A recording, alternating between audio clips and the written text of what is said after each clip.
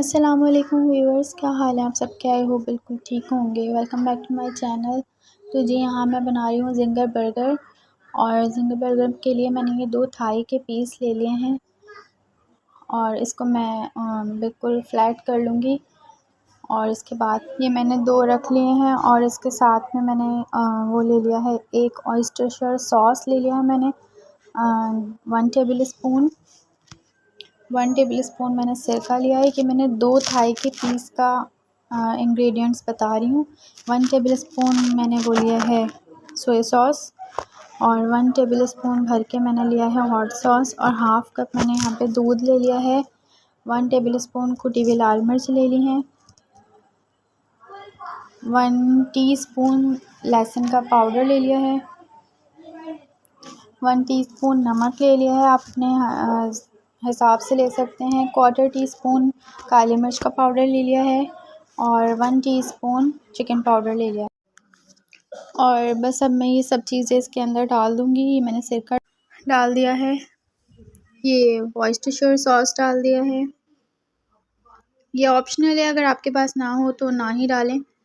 और ये 1 table spoon मैंने जो हॉट सॉस लिया था वो डाल दिया है और ये सोया सॉस डाल दिया इसमें। ये लिक्विड ही बनेगा और इसके अंदर तभी इतना जूसी होगा। और ये मैंने इसके अंदर मिल्क डाल दिया। और आप इसको जो है अगर आप चाहें तो फोक से इसके अंदर डॉट्स जैसे हम डालते हैं ना, चोकते हैं, शायद उसको क्या बोलते हैं, तो उस तरह से भी आप इसको कर सकते हैं। तो ये और ज़्यादा जूसी बनता है। तो वो क्लिप मुझसे मिस हो गया था, सो मैंने इसके अंदर बस ये सब चीज़ें डाल दी थी और इसको मैंने मैरिनेट करने के लिए रख दिया तकरीबन 4 से 5 घंटे के लिए। और यहाँ पे मैंने मैदा ले लिया है, इसकी कोटिंग का सामान है। यहाँ पे मैंने 1 टेबल स्पून जो है भर के इसके अंदर लिया है चिकन पाउडर। 1 टीस्पून नमक लिया है, 1 टीस्पून लहसुन का पाउडर लिया है, 1 टीस्पून काली मिर्चों का पाउडर लिया है, 1 टीस्पून रेड चिली पाउडर लिया है, कश्मीरी लाल मिर्च और 1 टीस्पून ही कुटी हुई लाल मिर्च ली है। ये सब चीज़ें मैदे में जाएंगी, इससे इसका फ्लेवर बहुत अच्छा आता है। और ये बस अब हम इसको मिक्स कर देंगे अच्छी तरीके से। और जितना आप चाहें, मैदा इसमें बहुत ज़्यादा जाता है क्योंकि इसका मसाला जो है उसी से बहुत ज़्यादा टेस्टी लगता है। इसके अंदर जब हम इसको डुबोते हैं तो आप 1 बनाएँ, 2 बनाएँ या जितने भी बनाएँ, मैदा आपने बहुत सारा लेना है। मैंने फिर भी कम लिया है अभी, क्योंकि मेरे पास जितना भी था मैंने सब ले लिया था अभी फ़िलहाल। और ये हम इसके अंदर डाल देंगे। और ये मैंने चिल्ड वाला ठंडा पानी लिया है, बिल्कुल चिल्ड होता है ना, उसके अंदर बर्फ़ भी थी, वो थोड़ी पिघल गई, लेकिन ये बहुत ज़्यादा ठंडा पानी है। और बस इसको हमने इस तरह से हल्का-हल्का सा प्रेस करना है। इसके ऊपर हमें हाथ टच नहीं करना है, इस पे अच्छा ख़ासा मैदा रख के हमें इसको प्रेस करना है।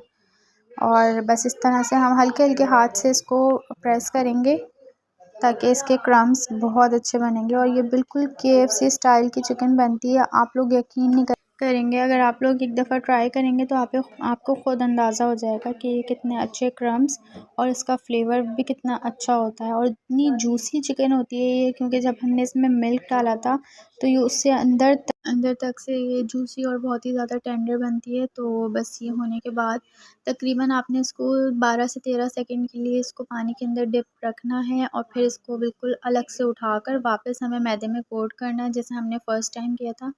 बस डबल कोट करने के बाद फिर हम इसको डाल देंगे ऑयल के अंदर। ऑयल हमें बिल्कुल गरम रखना है, इतना कि जैसे ही हम इसमें डालें तो इसमें बबल्स स्टार्ट हो जाएं।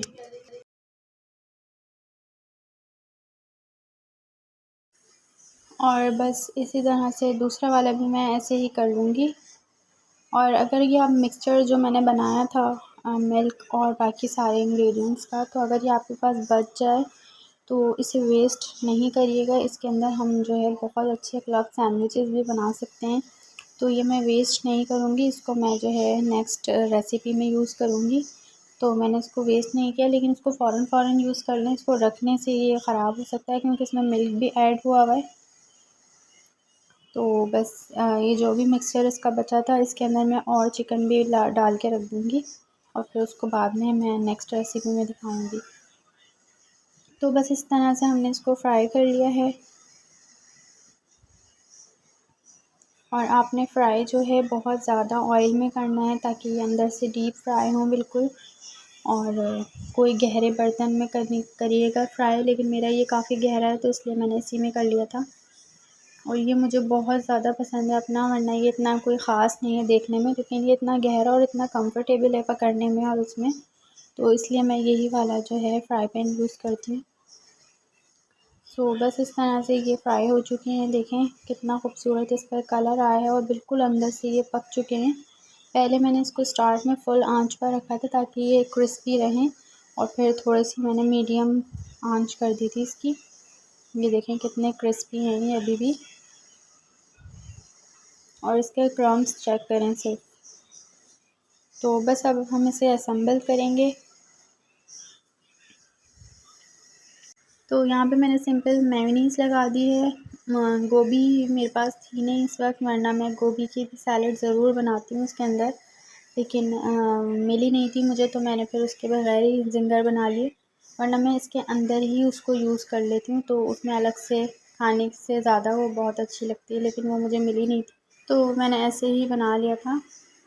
तो बस हमने यहाँ पे सिंपल मेयोनीज़ लगा ली है। आप अपनी पसंद की कोई भी सॉस लगा सकते हैं, और बस इसके ऊपर हम सलाद का पत्ता रख देंगे। और ये बहुत बड़ा था तो मैंने वही रख दिया था, और बहुत टेस्टी लगता है ये भी। तो इसके ऊपर मैंने जो है सॉस लगा दी है, अपनी फेवरेट सॉस। ये भी मैं बनाना आपको सिखाऊंगी। वैसे आप इसके ऊपर सिर्फ केचप और मेयोनीज से भी बना सकते हैं, लेकिन मैंने अपनी फेवरेट सॉस लगाई है यहाँ पर। और मैंने ऊपर जो है इस पर चिली गार्लिक सॉस लगाई है शंग्रीला की।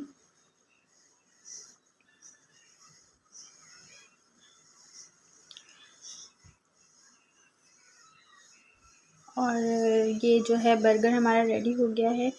मैंने इस पर चीज़ का स्लाइस नहीं रखा क्योंकि मेरे जो घर वाले हैं वो चीज़ का स्लाइस वाला नहीं खाते, स्लाइस चीज़ नहीं खाते वो चेडर की। तो मेरे पास चेडर चीज़ थी तो इसलिए मैंने वो नहीं रखी। वो मैं जब अपने लिए बनाऊंगी तो फिर मैं वो यूज़ करूँगी। और बस यहाँ पर जो है मैंने दूसरा वाला भी इसी तरह से असेंबल कर लिया था।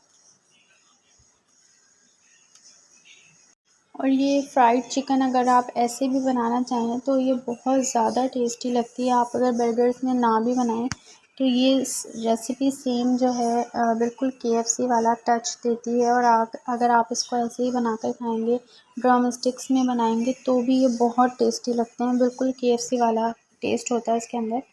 सो आप अगर ऐसे बनाना चाहें तो ऐसे भी खा सकते हैं। तो बस मैंने जो है अभी ज़िंगर बनाए थे, वो भी मैं आपको इंशाल्लाह आगे रेसिपी दूँगी।